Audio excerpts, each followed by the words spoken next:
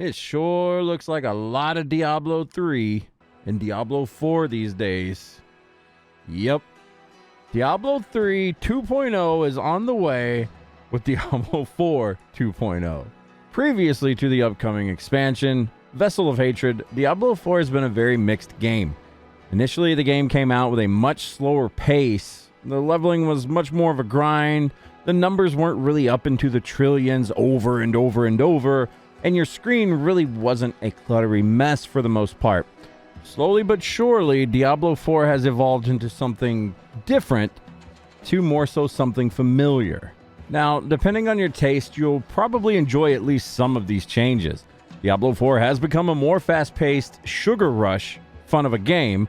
Now you log in, you kill enemies for an hour or two, maybe get something cool or at least an upgrade, and the skills themselves have been tuned up to be faster, more screen blitzing than ever now. So it's become essentially D3 2.0. Now there's nothing wrong with that. You, myself included here, Diablo 2 fanboys, can go play your old game. Personally, I'll probably enjoy both games to a degree. My big issue right now, though, is all of the Diablo 3 copy and pasting coming for their first expansion. Now, ever since Diablo 4 Season 2, Blizzard has been toying with the idea of bringing greater rifts to Diablo 4. Abattoir of Zir released towards the end of Season 2, and it was essentially Blizzard's first, play at greater rifts in Diablo 4. Now, if you don't know what a greater rift is, essentially you open a dungeon, you run this dungeon, you're on a time limit, you kill all the enemies in front of you, and as you kill all the enemies, you start to fill up this meter. Once the meter hits full, it spawns a boss. You kill a boss, you get rewards for it. That's essentially greater rifts in a nutshell. Now, Diablo 4 didn't have this kind of a system. Abattoir of Zir was kind of like that. Now we have something called the Pit. The Pit is practically greater rifts. Now, this new iteration of pits is exactly a one-to-one for greater rifts. Now, what do I mean by that? Well, what the old version of the pit was, you would run it for masterworking materials. You need to masterwork your gear to upgrade it to, RNG, some crit rolls on pieces of gear to make them even stronger, yada yada. It's the end game grind, essentially, for anyone that doesn't know. Essentially, it was greater rifts. You would run, you would fill up a bar, you'd fight a boss, end of story. Well, now they're changing it up to where you level your glyphs this way. The old version was Nightmare Dungeons, pretty boring. I get that. Nightmare Dungeons are not that fun. Doing them over and over again for leveling your glyphs, very not fun. Most snoozy thing in the game currently, in my opinion. But now all of this is being moved over to the pit. Now you run the pit over and over, level your glyphs in a different fashion, mind you.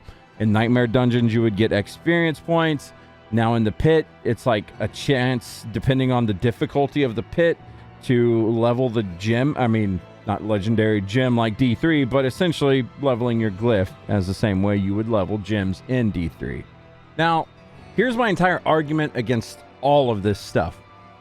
Something that needs to happen, and I feel like Blizzard can make this happen very easily. We need multiple avenues of getting multiple things in Diablo 4 currently. I'm not saying everything everywhere. I'm not saying that. I'm not saying let's get mythic drop rates going in Nightmare Dungeons, etc. But let's look at Glyph XP for just an example. Glyph XP is very boring. No one likes to level their glyphs. No one liked being forced to do Nightmare Dungeons to level their glyphs. No one likes to be forced to do Pit only for masterworking materials. Now, this was kind of fixed in Season 5 with Infernal Hordes and being able to, get masterworking materials far more efficiently there. But I'm just saying, it was a different avenue. You had multiple different avenues to go down. If you enjoyed doing the Pit, you could go do the Pit. If you enjoy doing Infernal Hordes, you can do Infernal Hordes. Now, let's build on that. Let's look at Glyph XP, for example, or leveling your glyphs. What about the people that don't like greater rift systems? Some of us are out there. why not add a system, and it doesn't even have to be even comparable, just a little bit of XP in something like a Helltide. You're going to be doing Helltides anyway for gear sometimes. So if people that are enjoying Helltides can level their glyphs at the same time, knocking out 2 birds with 1 stone, that's just fun to players. That's efficient. That's fun. Maybe it's not even the most efficient thing, but as long as the player is having fun and feeling efficient, that's the magic. That's what we need to aim for, not pigeonholing, oh, you can get glyph XP now, but it's leveled this certain way and only in the pit. Why not other avenues? Why not keep it in Nightmare Dungeons as well to an extent? Why not expand it to Helltides? Any other event? Now, again, I'm not saying everything everywhere. You know, leave Tormented Duriel and Endariel and others for the mythic drops and things like that. There's some things you should do differently for, right? Different things for. But as a whole, having more avenues and more ways to get things done and progress your character and build your character, that's a thumbs up. That's what we need to aim for, I feel, honestly. I'm no game designer, but I know what fun is in these games. I've been playing ARPGs for a very long time. When you knock out 2 birds with 1 stone or multiple birds with 1 stone, it feels great. When you feel efficient, you feel good. Now, another quick little thing that's coming to Diablo 4 is the scrapping of the current difficulty system. We're essentially getting torment levels from Diablo 3 and Diablo 4. Coming along with that is item power spikes. This is something that personally I was not a big fan of in Diablo 3. So in Diablo 3, whenever you would hit, I believe, levels 40, 50, and 60, every item that you got previous to those levels, maybe it was 41, 51, 61, I'm not sure. It was around those levels. But any item that you got previous to those levels was completely useless. The stat game that you got from item power spikes was absolutely insane. Now, you could kind of argue the same thing with sacred items and ancestral items, but I know from experience multiple times where I wouldn't actually upgrade from a sacred to an ancestral until basically 925 because it was that good. Particularly, I remember wearing an Insatiable Fury, the Bear Druid armor, for a while because I couldn't get a replacement for it, and the regular ancestral body pieces just weren't going to cut it. So there are situations in Diablo 4 where that's currently not a big deal, but in Diablo 3 it was a huge deal. Well, now it's going to be a huge deal in Diablo 4. So that's another thing that's being copied and pasted and dragged over for us here in Diablo 4 land. Now, all of this stuff said, although I'm not a big fan of it personally, it is what it is. The gamer of today isn't really the gamer of the late 90s and 2000s. People want their fix while they have their 4 screens of video playing beside them, their TikToks and their shorts, etc. Yada, yada, old man yelling at the clouds. Again, it is what it is, and I still do have high hopes for 2.0. Here's my big issue, though. The big issue that I have with 2.0 are Runewords, and more than anything, it's the hype behind Runewords are back, baby. Like, there's this giant campaign of people trying to draw on the word Runeword. Like, you're trying to grab at Diablo 2 players again, like, hey, you like this thing really, really good, right? Like, we're bringing it. It's coming over. I'm here to tell you right now, the Runewords of Diablo 4 are nothing. They're not even in the same ballpark as Runewords of Diablo 2. I'm honestly quite sick and tired of hearing like, oh my god, they're back, baby. Yes, it's going to be amazing, yada, yada. I'm sorry. I'm not sure if these other content creators have ever played Diablo 2 or even reached a point in Diablo 2 of actually finding a Burr or a Jaw rune drop. Or hell, even a rune drop that would finish your rune word that you've been like looking for a long time, but this D4 system ain't it. It's not even comparable. It really isn't. So let's take a dive. Let's look in to see what the differences are here. Why am I mad about this? Now, if you look at the screen right now, we have 3 very basic rune words, all right, for Diablo 2. We have Ancient's Pledge, we have Smoke, we have Wealth. Each of these 3 things play a different role for your character. Now, these aren't like in-game rune words or anything. This is stuff that you get as you level. In fact, Ancient's Pledge, the reason I added it here, is because they literally give you the runes to socket for these, for the shield, for Ancient's Pledge. And on the right, you can see the buffs that you get for socketing in order these runes. That is Runewords in a nutshell. Ancient's Pledge, great if you need resistances when you go up in difficulty from normal to nightmare. Hell, even nightmare to hell, you may still use this shield if you really need resistances, if you're playing hardcore especially. Smoke, another wonderful defensive piece for Diablo 2 hardcore players. You're suffering from resistances? There you go. There's a nice poppin' plus 50 on this. And then we have Wealth at the bottom here. If you're looking for more magic find to, find your Shaco, find your Griffin's Eye, etc., what have you, there you go. You got a bunch of magic find and a bunch of gold find on a body piece suddenly. Maybe your body piece is just really that bad and this is a flat out upgrade for you for whatever reason. You build how you want. That's why Runewords were actually amazing in Diablo 2. Whatever problem you needed solved, Runewords were there to possibly fix it for you. Now let's look at 2 of the other higher end Runewords that you could receive later in the game.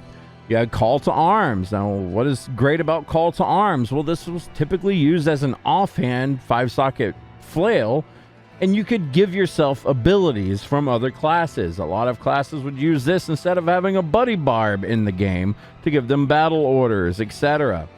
And if we look at Grief, this is one of the most broken items. The D2 devs went a little bit too far and made something that, quite frankly, breaks the game. But again, it's there and it's fun to use. These radically shape the game in a complicated way, honestly. Not something you just equip and you're like, okay, now I'm super strong. No, you had to search, you had to trade, or if you were solo self-found, you had to pray. There was all sorts of things that went into effect here for D2 Runewords. Like, they were a big deal in Diablo 2. If you've never experienced it, please go do it. It was a wonderful experience. Now let's take a look at Runewords of Diablo 4. Runewords, a new source of power. So what are Runewords? I've already read through most of this once. I just kind of glistened through it and then reread it again to make sure I knew what I was talking about here. But essentially, we're going to have 2 types of runes that we're going to be finding: Ritual and Invocation. What does this mean? Well, essentially, it's a trigger and effect, or a generator spender type system that we have going on here. Instead of just equipping runes and getting power, you have to now do something to get the power from these runes. One other thing I might add, of course, this goes without saying, since you have to socket these in your helmet or your body, like 2 socket areas, this is also going to take away from some damage, and it's also going to take away from some defensive bonuses. So let's say you were a hardcore player and you put rubies in your armor for more health. Well, this is essentially taking that away and giving you probably something more powerful, but that's a side note, just to let you know. Runes of Ritual specify actions you must take to trigger them, and Runes of Invocation grant a powerful effect when you meet said trigger.